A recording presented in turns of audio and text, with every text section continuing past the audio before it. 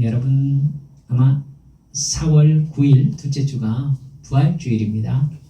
지금 어떤 특별 새벽기도 하고 막 그러시는 교회들도 있는 걸로 알고 있는데, 여러분 기억하시면서 특별히 여러분들께서 기도하는 시간들 좀 이렇게 많이 가지셨으면 좋겠다, 이렇게 생각하고 있습니다. 여러분, 오늘 말씀은 원수는 누구입니까? 라는 제목으로 말씀을 살펴보려고 합니다. 원수는 자기나 집안에 해를 입혀서 원한이 맺히게 된 사람이나 집단이라고 이렇게 풀이되어 있더라고요. 나와 가족을 해치는 사람, 고통스럽게 하는 사람이라고 할 수 있습니다. 더 나아가 보통 원수라고는 하지 않지만 내가 질투하는 사람 혹은 나와 경쟁하는 사람까지도 분위기상 원수의 범주 안에 들어가는 게 보통이지요. 그런데 우리는 기독교 하면 원수를 사랑하라 라는 성경 구절을 떠올리게 됩니다. 물론 벌써 원수라고 하면은 사랑할 수 없는 대상이기 때문에 기독교의 가치를 무조건적인 사랑으로 설명할 때 이제 인용되는 성경 말씀입니다. 그러나 여러분, 엄격하게 얘기해 보면 교회 다니는 사람들, 거의 모든 사람들이 원수를 사랑하고 싶은 생각은 없습니다. 원수를 사랑하라고 가르치는 목사님도 거의 없습니다.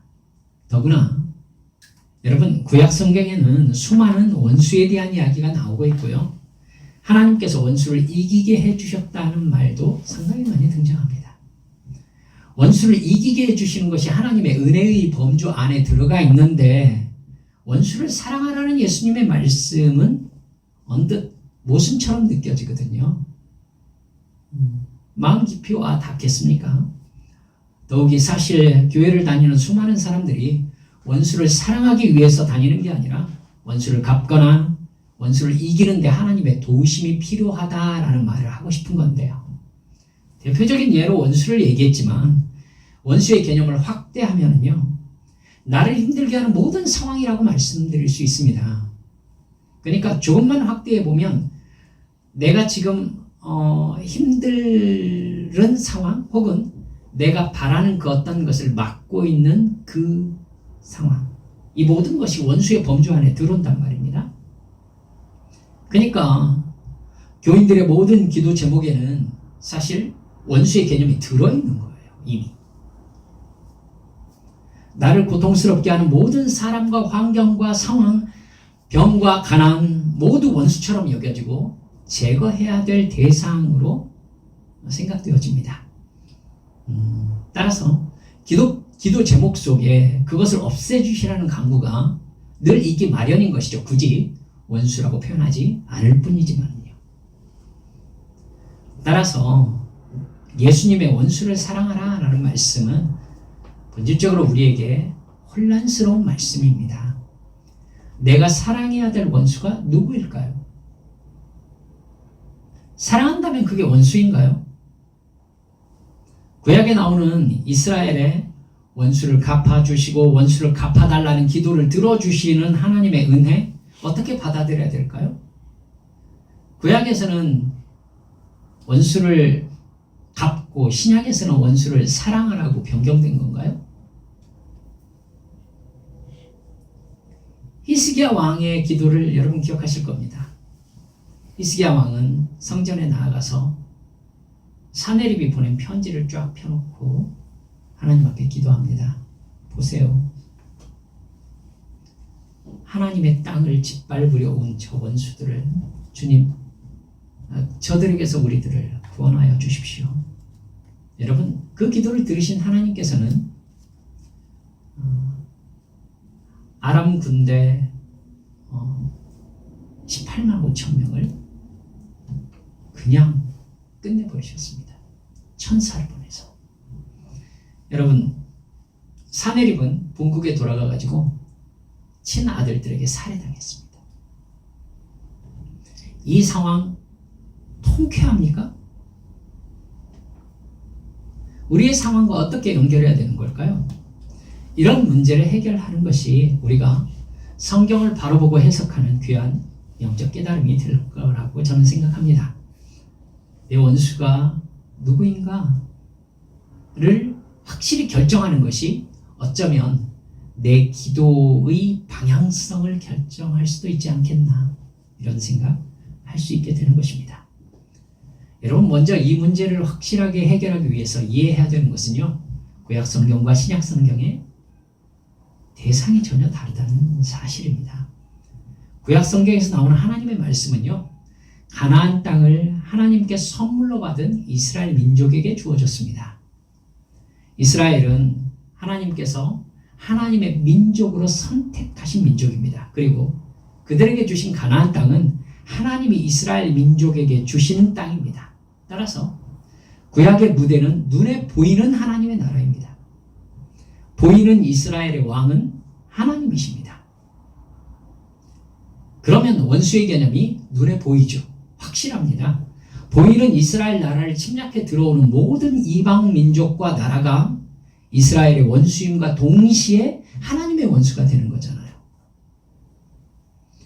이스라엘의 왕정은 하나님께서 세우신 다윗 왕조의 후손들이 위임 왕으로 다스리는 나라입니다. 실제적인 왕은 하나님이시죠. 그 사이에 물론 갈등이 있습니다. 위임 왕이 실제적인 왕이신 하나님의 명령을 지키지 않고 이방 우상을 숭배하면 이방 나라가 이스라엘을 침략하도록 하나님께서 놔두셨습니다. 이스라엘이 이방신을 섬기자 이방신을 숭배하는 이방 나라가 침략하게 놔두신 것입니다. 하나님이 무슨 뜻을 가지고 계신지 아시겠죠? 너희들이 이방신을 섬기면은 이방신이 너희를 지켜주느냐? 이방 나라가 오히려 너희들을 침입하게 된다. 즉, 너희들이 섬기는 이방신이란 아무것도 아니다. 하나님을 배신한 결과는 고통과 상실뿐이다 라는 걸 가르쳐 주시기 위해서 이방 나라의 침입을 놔두셨던 것입니다. 그 상황을 제외한 모든 상황에서 이스라엘을 침략하는 이방 나라들은 하나님의 원수입니다. 그러면 하나님께서 들으시고 응답하시는 기도의 영역이 분명해지죠. 원수들을 멸해 주시고 그들의 침략에서 구원해 주시라는 기도에 하나님은 언제나 무조건적으로 응답하실 수밖에 없습니다. 진정한 창조신이고 진정한 왕이신 하나님이 지배하시는 이스라엘에 도전한 우상의 나라. 여러분, 그 나라들은 하나님의 군대인 천사와 싸워야 되는 상황에 놓이게 되는 것입니다. 하나님을 왕으로 섬기는 히스기야가 다스리는 유다를 침략한 사네립. 여러분, 천사에 의해서 18만 5천 명의 군사가 시신이 되어버린 사건이 바로 그 상황인 것입니다.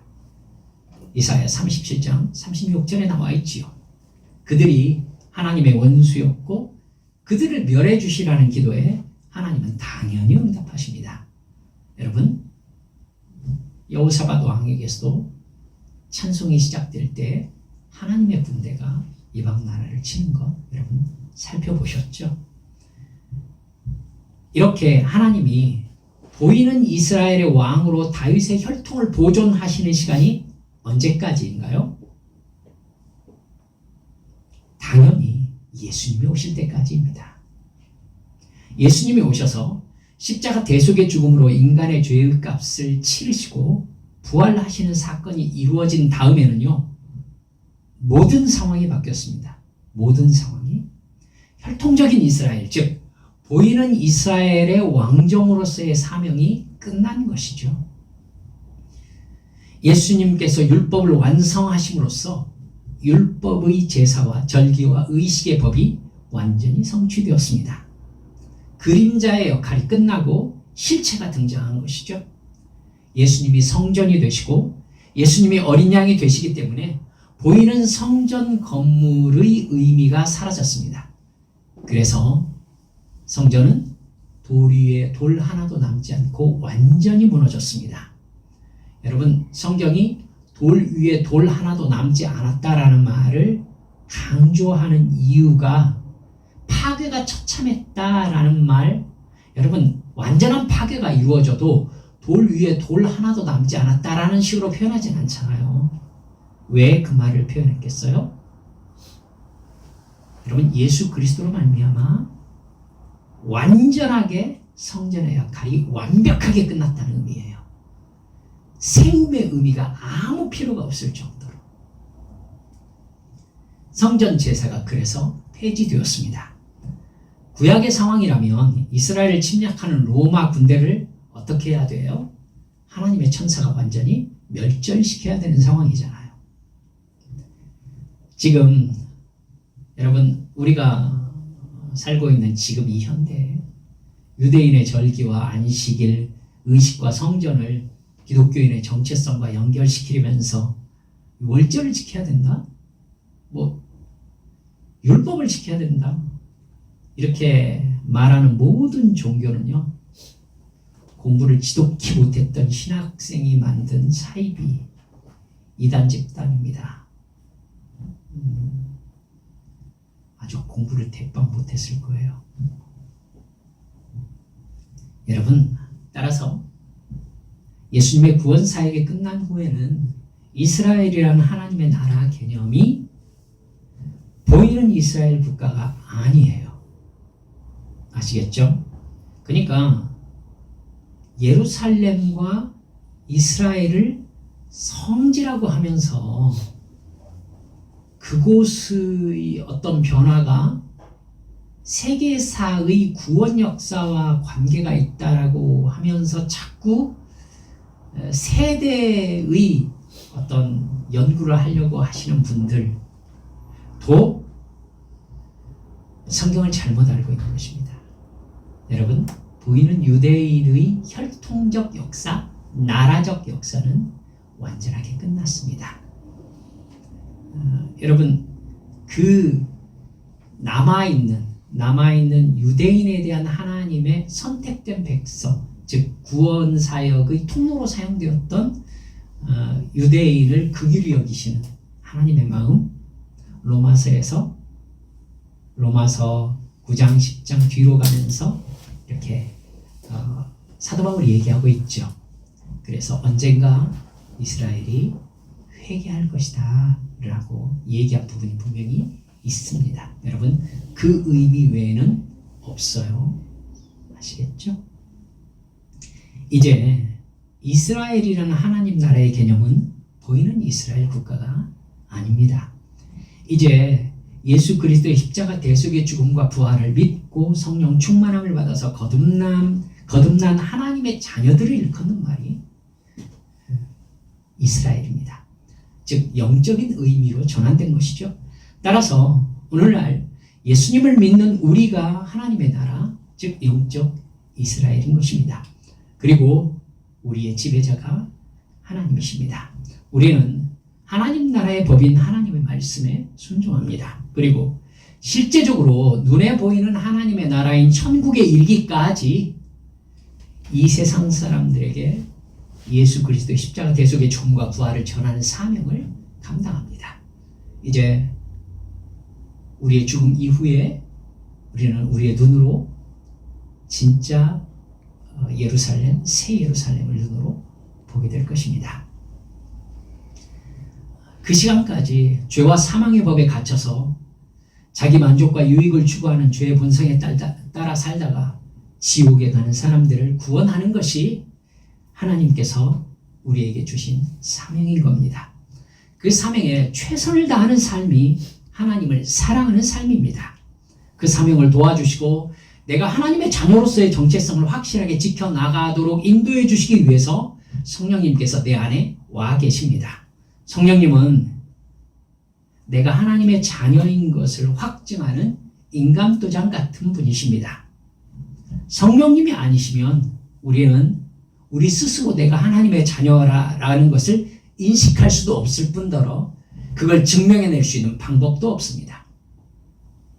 그래서 사도 바울은 내가 사도된 것에 대해서 늘 성령님과 연관했습니다. 내가 너희들에게 말씀을 증거하되 성령의 능력으로 전했었다. 이것으로 말미암아 너희들은 예수께서 나를 통하여 너희들에게 복음을 전한 것을 믿고 알았습니다. 우리는 성령의 감동하심을 따라 하나님을 예배하며 기도하고 죄를 짓지 않고 하나님의 말씀에 순종합니다. 그리고 복음을 이웃에게 전하는 삶을 사는 겁니다. 그때 우리는 이 땅에 사는 천국 시민으로 살아가는 것이죠. 이 개념을 분명히 가지고 있는 사람에게 주시는 예수님의 비유가 달란트 비유입니다. 그 나라를 위해서 내가 어떤 달란트를 받았는가? 그 나라에 갈 때까지 내 눈으로 새 예루살렘을 보게 되는 그 순간까지 나는 이 세상에서 어떤 사명을 가지고 그 사명에 어떻게 충성하며 살아야 되는가? 그거에 대한 깨우침을 주는 말씀이 달란트 비유인 거예요. 따라서 여러분, 원수의 개념도 완전히 바뀌었습니다. 예수님을 믿고 그 말씀에 순종하는 영적 이스라엘인 우리의 원수는 여러분, 나를 힘들게 하는 사람이 아니겠지요. 그러겠죠? 영적인 이스라엘로 우리의 정체성이 바뀌었잖아요. 내 육체 안에 자리 잡고 있는 죄의 본성을 자극해서 육체의 이익과 만족을 위해 살도록 나를 유혹하는 사탄이 우리의 원수인 것입니다. 사탄은 자기를 위해 살아가는 죄의 본성을 가진 인간의 생각을 지배합니다. 그래서 죄를 합리화시키는 이 세상의 철학과 문화와 이 세상 시스템을 만들었습니다. 사탄은 이렇게 얘기하죠. 하나님을 사랑하라는 말로 너의 너됨을 억압하는 하나님이라는 신은 인간을 희생시켜서 자기 이익을 얻고자 하는 못된 신이야. 사실은 인간이 만들었지. 죄책감과 피해의식을 가진 사람들이 만들어낸 허황된 세계관일 뿐이라고. 인간은 인간다워야지. 너를 사랑해. 너를 위해서 살아. 선악과를 따먹으라는 말이 그 말이었거든요. 그래서 세상의 철학과 학문과 문화를 이용한 사탄의 이 유혹에 세상 거의 모든 사람들은 넘어갔습니다. 동의했습니다. 그런 철학을 가진 인간이 만든 모든 종교의 신은 인간을 위해 존재합니다. 사도 바울은 이런 사탄의 유혹을 따라 만들어진 이 세상의 체계를 여러분 24절에서 모든 통치와 모든 권세와 능력이라고 표현하고 있습니다. 여러분, 사도 바울은 사탄이 인간의 욕망을 이용해서 만든 인간 중심적 종교와 정치 체계와 사상 체계와 철학들을 이런 식으로 표현하고 있어요. 에베소서 1장 21절 여러분 한번 보실만 합니다. 하나님께서 예수님을 모든 통치와 권세와 능력과 주권과 이 세상뿐만 아니라 오는 세상에 일컫는 모든 이름 위에 뛰어나게 하셨다. 이렇게 얘기하고 있습니다. 여러분, 무슨 의미인지 아시겠어요? 모든 통치와 권세와 능력과 주권, 이것이 예수님을 대적하는 세력으로 지금 표현되고 있는 거예요. 똑같이 에베소서 6장 12절에서는 사도 바울이 우리의 원수가 누구인지 확실하게 이렇게 얘기하고 있습니다. 우리의 싸움은 혈과 육을 상대하는 것이 아니요. 여러분 보셨죠? 우리의 싸움은 나를 힘들게 하는 사람과의 싸움이 아니다. 그렇죠? 그게 아니라 통치자들과 권세들과 이 어둠의 세상 주관자들과 하늘에 있는 악의 영들을 상대함이라. 원수가 무엇인지 정확하게 말씀하고 있죠. 영적 이스라엘은 우리들에게 영적인 원수가 있습니다. 그 정체는 사탄과 사탄이 만든 종교, 또 더 나아가서 사상체계, 철학, 정치체계들입니다. 바울 사도는 고린도 후서 10장 3절에서 5절까지 해서 이렇게 우리의 원수와의 영적 전쟁을 말씀하거든요. 우리가 육신으로 행하나 육신에 따라 싸우지 아니하노니 우리의 싸우는 무기는 육신에 속한 것이 아니요 오직 어떤 견고한 진도 무너뜨리는 하나님의 능력이라. 모든 이론을 무너뜨리며, 여러분 뭘 무너뜨린다고요? 이론을 무너뜨리며 하나님 아는 것을 대적하여 높아진 것을 다 무너뜨리고, 그 다음에 모든 생각을 사로잡아 그리스도에게 복종하게 한다. 이렇게 이야기하고 있습니다. 즉 하나님을 대적하는 모든 생각과 이론과 체계의 배후에 사탄이 있다는 것이죠. 그것이 바로 영적 이스라엘인 우리들의 원수라는 것입니다.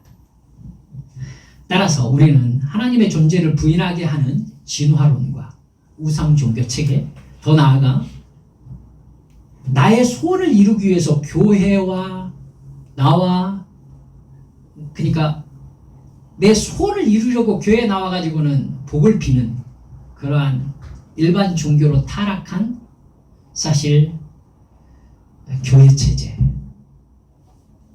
이것도 우리의 영적 원수 안에 들어와야 합니다.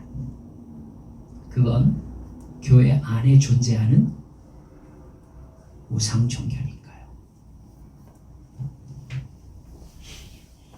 여러분, 그런 우리를 제거하기 위해서 눈에 보이는 이 세상의 권력과 종교 체계와 사상과 철학이 작동할 수 있어요? 있습니다. 사탄은 로마의 정치체계, 즉 사도 바울이 권세와 능력과 이 세상의 주관자들이라고 이렇게 묘사한 것 안에는 로마의 정치체계도 들어가 있거든요. 그 로마의 정치체계, 즉 보이는 황제의 권력을 이용해서 사탄은 사도 바울과 베드로를 처형했습니다. 그들을 원수라고 할 수 있을까요? 있습니다. 그러나 여러분, 이 부분에 있어서 우리가 어떻게 인식해야 되는가가 나타나는데요. 유독 예수님이 보이는 사람으로 나타난 원수 개념에 대해서는요, 멸하라고 하지 않고 사랑하라고 하신 거예요. 예수님은 마태복음 5장 44절에서 새로운 계명을 주시는데, 나는 너희에게 이르노니 너희 원수를 사랑하며 너희를 박해하는 자를 위하여 기도하라, 이렇게 말씀하십니다. 사도 바울은 그 개념을 계승해 가지고 로마서 12장 19절 20절에서 이렇게 말씀해요. 내 사랑하는 자들아, 너희가 친히 원수를 갚지 말고 하나님의 진노하심에 맡기라. 기록되었을 때 원수 갚는 것이 내게 있으니 내가 갚으리라고 주께서 말씀하시느니라. 네 원수가 줄이거든 먹이고 목마르거든 마시게 하라, 이렇게 이야기합니다. 예수님의 말씀하고 똑같죠. 여러분, 원수를 사랑하라는 말씀은 앞뒤가 완전히 모순입니다. 사랑하고 위하여 기도하는 사람을 어떻게 원수라고 할 수 있어요? 원수임과 동시에 사랑하라는 개념은 함께 존재할 수가 없습니다. 그럼 어떻게 하란 말이죠? 이제 너희를 해롭게 하거나 너희를 해치려는 눈에 보이는 사람은 원수가 아니라는 말이에요. 그런 개념으로 생각해왔던 그 원수 갚는 개념은요, 하나님께 다 맡기고 오히려 위에서 기도하라 라고 우리에게 가르쳐주고 있는 것입니다. 참 어렵죠. 그것이 원수를 사랑함으로 죄악이 만든 이 세상의 개념에서 자유롭게 되는 천국 백성의 삶이라는 거예요. 말씀은 드렸는데 참 어렵다라는 생각했습니다. 원수를 사랑함으로 이 세상의 체계가 세상 방식으로 나를 올가매려는 그 생각에서 자유롭게 되어라.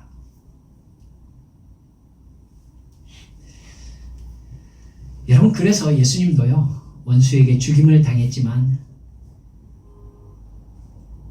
이 죄를 저들에게 돌리지 말아 주십시오 라고 십자가에서 기도하셨습니다. 그리고 원수에게 당하신 십자가의 죽음은 궁극적으로 보이지 않는 사탄이라는 원수에 대한 승리였습니다. 바울 사도나 베드로 역시 원수에게 죽었습니다. 하지만 그들을 비롯한 수많은 믿음의 선배들은 원한을 품고 저주하지 않고요. 그것을 하나님이 자기들을 사랑한 결과로 받아들였습니다. 그게 어떻게 가능할까요, 목사님? 저도 모르겠습니다. 하지만 하나는 알고 있습니다. 그걸 가능하게 하실 분이 성령님밖에 없다는 것. 그리고 우리에게는 늘 성령 충만하라고 말씀하고 계시다는 것. 여러분, 이 사실은 우리가 하나님께 기도드리는 내용을 완전히 바꾸는 결과를 가져옵니다. 우리의 모든 안전과 목숨을 위한 상황은 하나님께서 주관하고 계십니다. 참새 한 마리도 하나님의 뜻이 아니면 땅에 떨어지지 않는다고 분명히 말씀하셨습니다. 저는 그 말씀을 믿습니다. 정말로 믿습니다. 내 머리카락 개수까지 세고 계신다는 하나님의 말씀을 저는 정말로 믿습니다. 여러분, 그렇기 때문에 내 인생에서 일어나는 아주 작은 일, 여러분, 그 어떤 일이라도 제 딴에는 참새 한 마리가 떨어지는 일보다는 중요한 일이려니라고 생각합니다. 하나님의 계획 안에 없을 수가 없어요, 이건. 더구나 당신의 자녀라고 말씀하셨죠. 여러분들 모두 여러분들의 자녀에게 일어나는 일, 자녀의 눈물, 자녀의 고통, 자녀의 슬픔을 여러분 모른 채 하시겠습니까? 그럴 엄마 아빠가 어디가 있습니까? 어디가 있습니까? 우리 하나님 아버지는 어떠시겠습니까?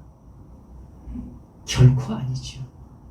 그러니까 내 안에, 내 삶 안에서 일어나는 그 어떤 일도 하나님께 온전히 맡겨드릴만 하신 분이라는 겁니다. 하나님이.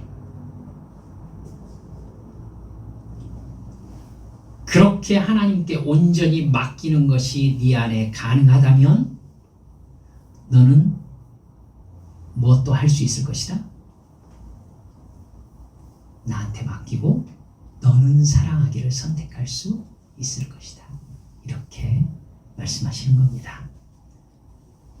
내가 사랑하지 못하면요, 내가 아직도 성령 충만하지 못하고 예수님의 마음을 품지 못했구나 싶어서 더 자기를 부인하는 영적인 성장을 이루기를 기도하게 되는 것입니다. 여러분, 이렇게 원수의 개념이 바뀌었음을 받아들인다면 교회에서 사용하는 승리의 개념도 바뀌어야 되는 게 맞습니다. 그렇죠? 흔히 승리했다는 개념의 고백과 찬양 정말 많습니다. 저는 빠른 박자의 승리를 노래하는 찬양을 부르면서 1000명, 2000명이 그 자리에서 일어나가지고는 정신을 잃고 뛰는 찬양 집회의 인도자였습니다.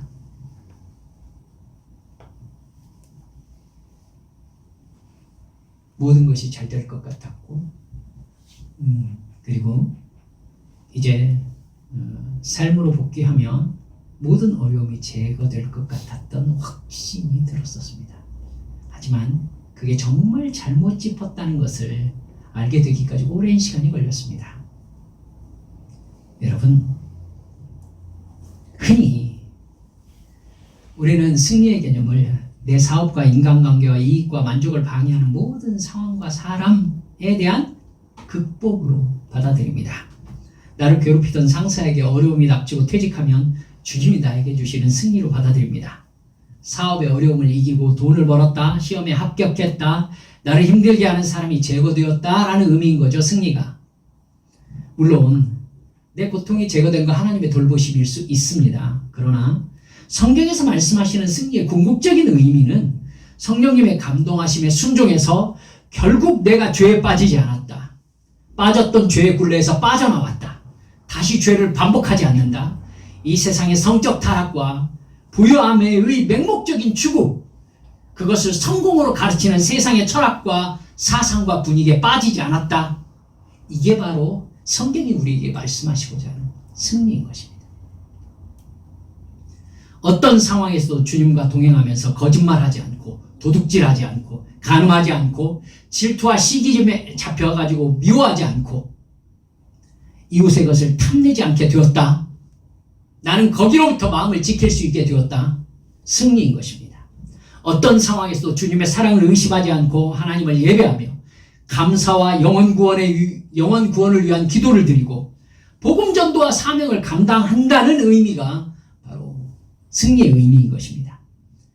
그걸 해내게 된 것이 사탄을 대항하여 이긴 것이고 내가 이전보다 강해진 것입니다. 말씀을 정리합시다. 오늘 본문 말씀을 보면 충격적인 말씀이 딱 들어와 있습니다. 맨 마지막에 멸망당할 원수는 사망입니다. 분명히 말씀하고 있잖아요. 사망이 뭐로 인해서 왔습니까? 죄로 인해서 왔습니다. 그렇기 때문에 성령 충만한 사람이 진정한 원수는 죄와 그로 말미암는 사망입니다. 구약에 보이는 원수 개념은 신약과 성령 시대에는 복음을 대적하는 보이지 않는 영적 세력 사탄이라는 실체로 대체되었습니다. 그래서 예수님은 누가복음 10장 19절에서 내가 너희에게 뱀과 전갈을 밟으며 원수의 모든 능력을 제할 권능을 주었으니 너희를 해칠 자가 결탄코 없으리라 이렇게 말씀하셨습니다. 주님을 믿고 의지하며 순종하는 한 나의 생명은 완전히 하나님의 보호하심에 있다는 뜻입니다. 내가 경험하는 모든 일은 하나님의 뜻 안에서 일어나는 일입니다. 그래서 예수님은 나를 괴롭히는 보이는 사람에 대해서 누가복음 6장 35절에서 이렇게 말씀하고 계십니다. 오직 너희는 원수를 사랑하고 선대하며 아무것도 바라지 말고 꾸어주라. 그리하면 너희의 상이 클 것이요 또 지극히 높으신 이의 자녀가 되리니 그는 은혜를 모르는 자와 악한 자에게도 인자하시니라 이렇게 말씀하십니다. 그들이 원수가 아니라는 거예요. 나를 해롭게 하는 사람을 이기는 것이 승리나 복이 아니라는 것입니다. 그것을 위해서 기도하지 말라는 의미로 받아들일 수 있지 않겠습니까? 저 사람이 망하게 해주십시오. 내가 저 사람을 이기게 해주십시오. 이게 아니라는 거죠. 나의 필요와 나의 고통스러운 상황은요, 하나님께서 이미 다 알고 계십니다. 그리고 돌보고 계시다는 것을 의심 없이 믿으라는 거예요. 여러분, 그러면 제가 이렇게 도전 한번 해볼까요? 내가 지금 힘든 상황, 고통스러운 상황에 꼭 놓여 있습니다. 이거 하나님 몰래 사탄이 한 일일까요? 마음속으로 대답해 보세요. 하나님 몰래 사탄이 일으킨 걸까요? 그럴 수 없습니다.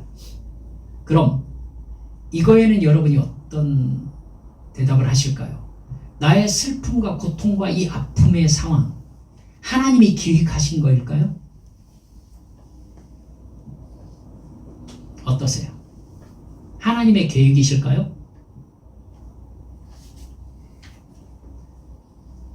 여러분 답을 알고 계세요. 욥의 고통을 하나님이 계획하셨습니까? 대답하세요. 이건 확실히 대답하셔야 됩니다. 욥의 고통을 하나님이 계획하셨습니까? 그렇습니다. 하나님이 계획하셨죠. 그 상황이 일어났을 때 욥이 어떤 반응을 보일 거라는 거 하나님은 다 알고 계셨습니다. 다 알고 계셨어요. 다 알고 계시고 하나님이 일어나게 했어요. 하나님이 허락도 하셨어요. 하나님이 다 기획하신 것입니다. 하나님 나빠요? 정말이에요? 아직 하나님을 모르시는 겁니다. 그럼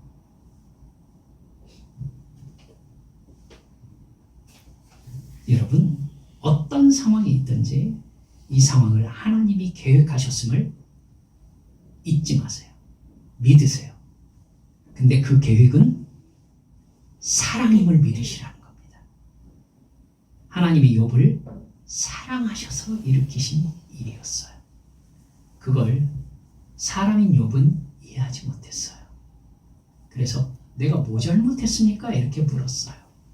그랬더니 하나님의 대답이 어이없었어요. 네가 지금 나한테 뭐 잘못했냐고 물을 짬밥이냐? 이렇게 물어보셨어요. 그러니까 욥이 갑자기 확 깨달았어요. 하나님 앞에 하나님이 부당하다고 말할 수 있는 인간이 있는가? 이걸 깨닫고 욥이 완전히 엎드렸어요. 당신이 무엇을 하시든지 그건 옳지 않은 일이 없고 의롭지 않은 일이 없습니다. 하나님이 거기에 오르기를 바라셨던 거예요. 여러분, 나의 진정한 원수가 사탄이라면 죄와 사망의 법에 사로잡혀서 내 이익을 위해서 다른 사람과 이익 다툼을 하면서 원수 관계가 되는 나의 옛사람, 이게 진짜 원수죠. 사탄이 내 진정한 원수라면 사탄에게 속해서 하나님을 대적하며 육신의 욕망을 따라 죄를 짓는 내 옛사람, 이게 진짜 나의 원수입니다. 사랑하는 여러분들, 성령 충만하여 이 원수를 이기고 기어이 말씀에 순종해내는 영적 승리자들이 모두 되어주시기를 주 예수님의 이름으로 축원합니다. 함께 기도합시다. 원수가 누구입니까? 라는 제목으로 우리의 삶의 태도를 한번 살펴봤습니다. 네, 이 실수 때문에 기독교가 자기 이익에 반하는 모든 상황을 원수로 대하는 우리 한국 교회의 모습을 우리들은 보고 있습니다. 그래서 내가 바라는 소원이 이루어지는 것, 그래서 나를 힘들게 하는 모든 대상이 제거되는 것이 승리이며 원수를 이기게 하시는 은혜라고 잘못 배웠고 아직도 잘못 가르치고 있는 한국교회의 모습을 우리는 보았습니다. 그리고 그 안에서 자랐습니다. 잘못 배웠습니다. 이 시간에 회개합시다. 그런 하나님이 아니시라는 것. 주여, 용서하옵소서.